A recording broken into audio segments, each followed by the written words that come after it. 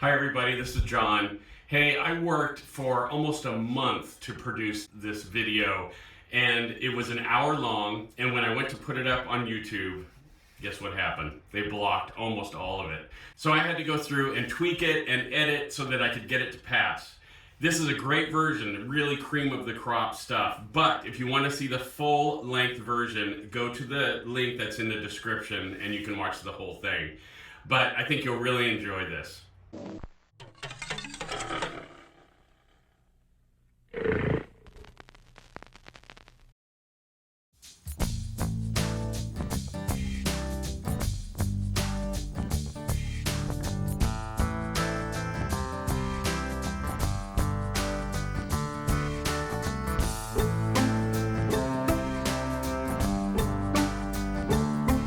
Hello everyone, this is John Blackstone with Only Kid with a Camera, although today I'm going to be doing something different.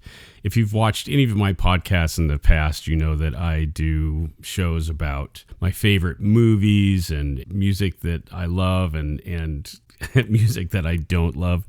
Anyway, I cover a lot of things in my normal podcast, but I'm going to do something today I've never done before, which is I'm going to focus on my favorite musical artist of all time. And I'm going to try to convince you through playing snippets of this artist's songs that he is the greatest vocalist in the history of pop music. I want to specify, I'm not saying that he's the greatest singer in pop music history. I'm saying he's the greatest vocalist.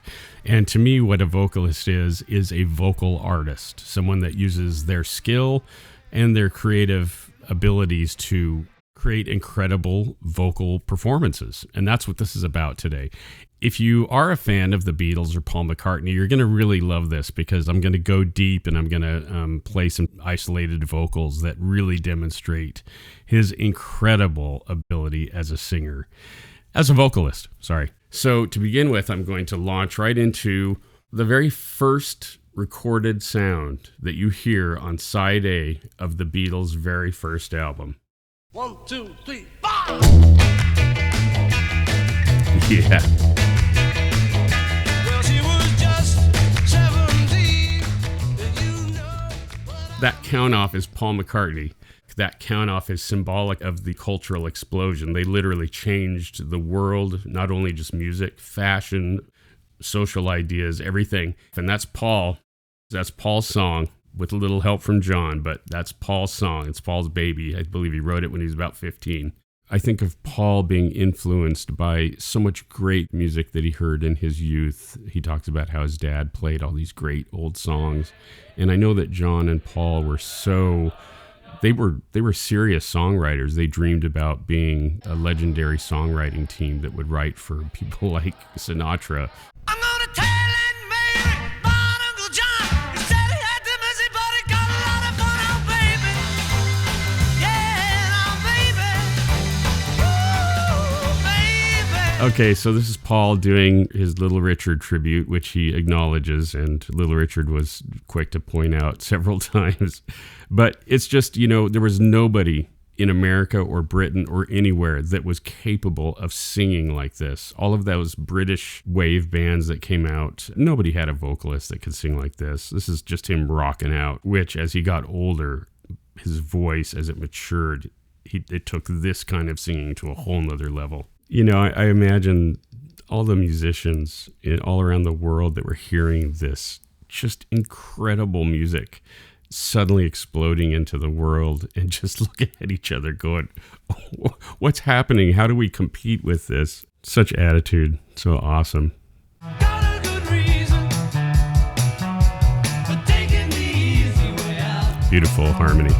Got a good reason for taking the easy way out now. She wasn't. All right, this is 1966, and this is clearly when the Beatles are once again changing the world of music and moving into this even higher level of artistry. McCartney, right out of the gate, both John and Paul, brilliant songwriters, and this is where things are starting to get really, really interesting. Pull up a chart from any month. Listen to all the songs that were the top 40 pop hits of the time. Listen to all of them and compare it to what Paul and the Beatles were doing at that time. It's like it's from another universe.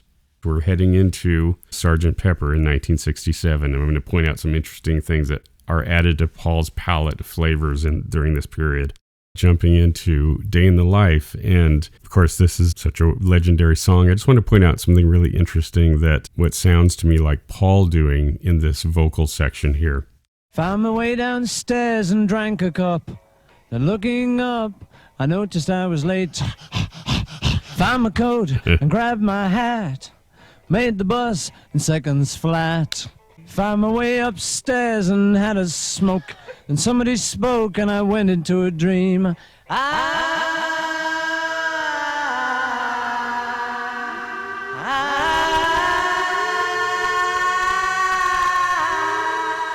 That sounds like Paul to me, singing that high, that loudest part.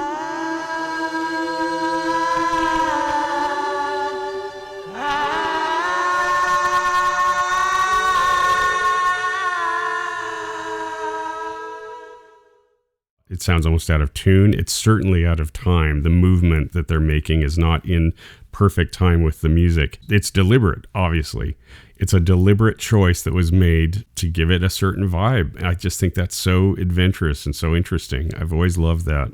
All right, let's check out McCartney on the song that he wrote that kind of formed the concept of this album that completely changed the music world and really changed culture completely. I don't really want to stop the show, but although you might like to know that the singer's gonna sing a song, and he wants you all to sing along. Yeah.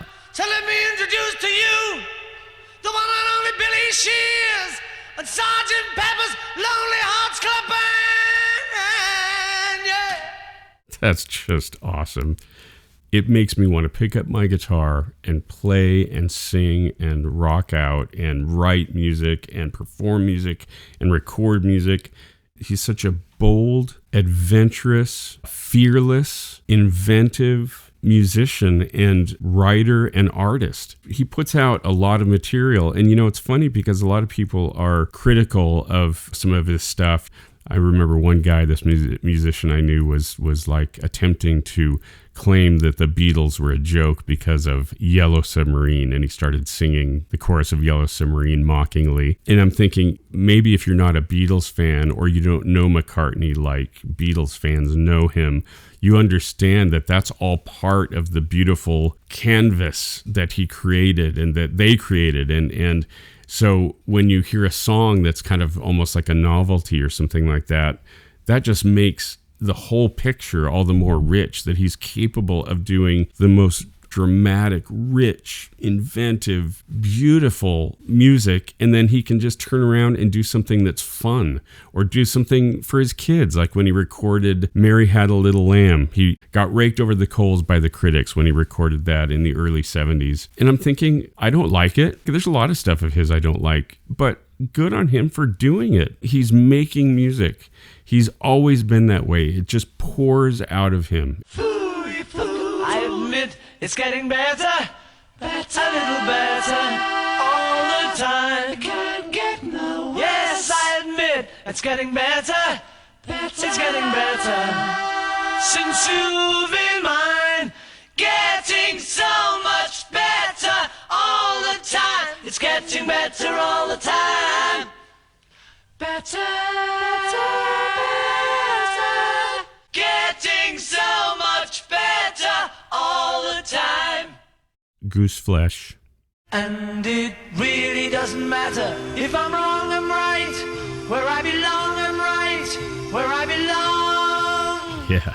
Silly people run around, they worry me and never ask me why I don't get past my door. Yeah.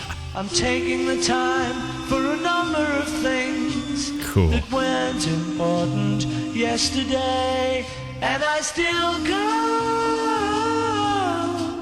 So cool. This whole outro. Fixing a hole where the rain gets in stops my mind from wondering where it will go, where it will go. stunningly beautiful music. The melodies, the arrangement, the production, the song, the composition, everything about it is stellar. And not only stellar, but incredibly inventive and groundbreaking and totally different. This album just blew everyone's minds. And by that time, the Beatles had already been blowing the minds of everyone up until that point. And it had reached a point where it's like, are they ever going to stop ratcheting the level of creativity and excellence up any higher? This is from a single that they released, Hello Goodbye. Check out what Paul's doing in the middle of Hello Goodbye. Why do you say goodbye, goodbye, bye, bye, bye? I don't know why you say goodbye. I say hello, hello. Hey la, hey bello, hey la, hey bello, cha cha cha. Hey la, That's Paul. hey bello, hey That's Paul. hey bello, hey la. That's all Paul. Hey bello, cha cha cha. Hey la, hey bello, hey la, hey bello, cha. Man, I can imagine maybe the guys got a little annoyed sometimes with him. He just seems like he was constantly just like at 110%, just like balls to the wall, just energy and enthusiasm. I would kill to work with a musician like him. Be in a band with a musician like him. Amazing. All right, now we jump into 1968, and there's this incredible change that happens between the psychedelic time of Sgt Pepper Magical Mystery Tour and the period when they record this song before they leave for their trip to India. Listen to the vast change that has happened in this little short period of time. Listen to how McCartney has once again almost created a character with his voice. See how they run, Lady Madonna, children at your feet. Wonder how you manage to make ends meet.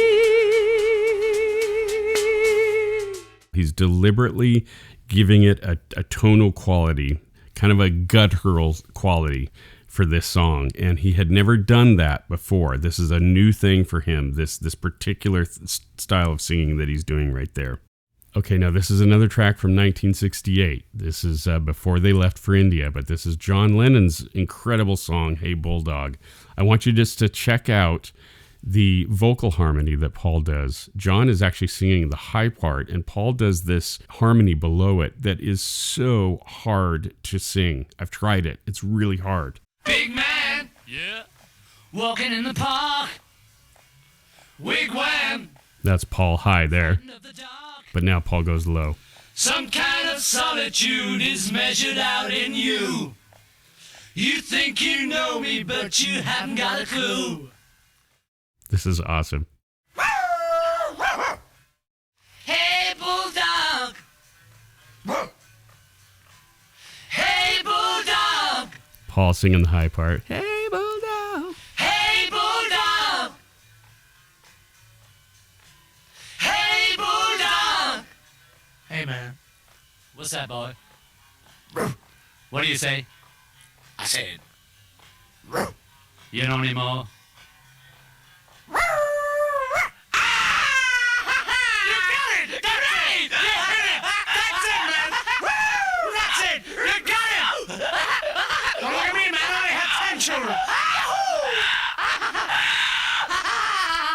Quiet, boy, quiet! Okay, quiet! Hey, Bulldog! Hey, Bulldog! Quiet! Okay, quiet! Monster musicians, composers, singers, rock stars at the absolute peak. I don't know what happened to him in India, but when he came back, he was a different singer, a very different singer and he started doing things that are mind-blowing. When I get to the bottom, I go back to the top of the slide, where I stop and I turn and I go for a ride, till I get to the bottom and I see you again. Yeah. Well, don't you want me to love you? I'm coming down fast, but I'm miles above you.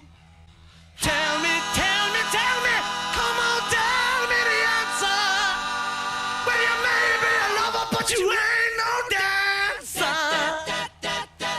Now helter skelter, yeah. Woo! You may have never actually noticed those very cool backing vocals. They're buried in the mix, and the first time I heard these isolated vocals, it blew my mind. They're very concise, and they put all that work into something, and you can barely hear it in the final mix. I'm coming down fast, but don't let me break you. Tell me the answer. You may be a lover, but you ain't no dancer. Look out, helter skelter. This part. Look out, 'cause here comes.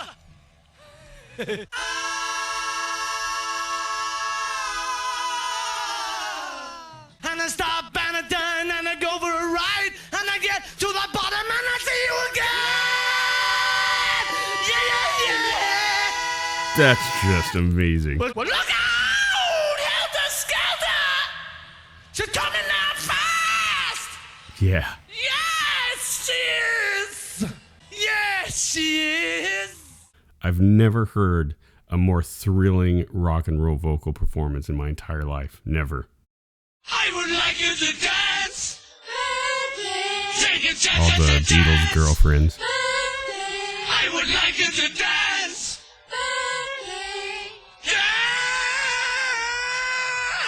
Dance, yeah. Woo! Come on. They say it's your birthday. Paul on the top part. Was my birthday too, yeah? They say it's your birthday. We're gonna have a good time. I'm glad it's your birthday. Happy birthday to you. In a couple of years they have built a home, sweet home. Home. H-O-M-E. Desmond stays at home and does his pretty face, and in the evening she's a singer with the band. He really rips it up here. Oh, brother, life goes on, la la, how the life goes on. And if you want some fun, take oh-blah-dee, blah-da. Thank you. Okay, now we're moving beyond the White Album and we're going into what is now known as the Get Back Project, which I'm sure all of you fans have seen the movie. Cool movie. A movie I waited literally from the time I was 16 years old. I've been waiting for that footage to be released. Used to fantasize about it. Imagine what it was like. This is one of my favorite Song of John's, and to me, one of John Lennon's most heartfelt performances and songs. When he's singing Don't Let Me Down, because I know so much about John's story, I really hear that as a heart cry. He had been let down by many people in his life. I think he was scared. He was so in love with this woman, and he was afraid that she was going to turn out to be a letdown, you know, like so many other people had been in his past. But check out Paul and John singing this together. John is just at the top of his passion and the strength of his voice. But listen how McCartney is singing the harmony above him. Listen to what Paul brings to this part. I guess nobody ever really done me. Ooh, she done me. She done me good. Don't let me down. Hey, Cool. don't let me down. Don't let me down. Don't let me down. Man. Yeah. is Paul doing this stuff, this high falsetto stuff. Oh, don't let me down. So cool. Oh, don't let me down. Jeez, these vocals. Can you dig it? Don't let me down. It's one of the reasons I love listening to these isolated vocals, especially songs like that, man. You really hear their ability and the passion and emotion they poured into so many of these songs. As all of you fans know, this is live, no overdubs. This is on the Apple rooftop, and they're doing a performance of this song, so this is totally live. And if you leave me, I won't be late again. Oh no. Oh no. Oh no. Yeah, yeah. Wow. I've got a feeling, yeah. I got a feeling. Check this out. All these years I've been wandering around. How come nobody told me? All that I've been looking for was somebody who looks like you. That's so awesome. Just another example of Paul in this time period. Nobody could touch him. Nobody. In my opinion, no one has ever touched him in this time period of his career. Just the greatest rock singer, greatest ballad singer, just greatest vocalist, period. Abbey Road. This is a song of George's, but I just want you to hear Paul when he's singing this harmony vocal with George on George's most beautiful composition ever and one of the Beatles' greatest ever recordings. Check out Paul singing the high harmony above George's lead vocal. You stick around now, it may show. I don't know.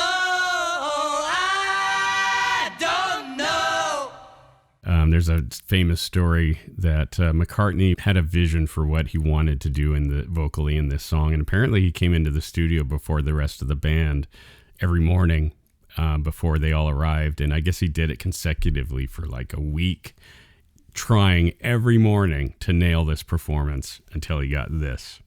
Believe me, darling, when you told me you didn't need me anymore. Oh, well, you know, I nearly fell down and cried. So cool. When you told me Wow. you didn't need me anymore. Oh, well, you know, I nearly fell down and died. Oh, darling, So cool. please believe me. I'll never let you down. Oh, believe me, darling. Believe me when I tell you. I'll never do you no harm. That is awesome. Second side of Abbey Road. Here we go. Soon we'll be away from here. Step on the gas and wipe that tear away. One sweet dream came true today. Check this out. Came true today. Yes, it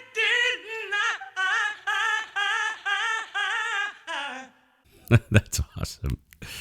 Paul McCartney, man, top of his game. The last song and the last track on the Beatles' last album, Golden Slumbers. Golden slumbers fill your eyes. Smiles awake you when you rise. Sleep, pretty darling, do not cry. And I will sing a lullaby.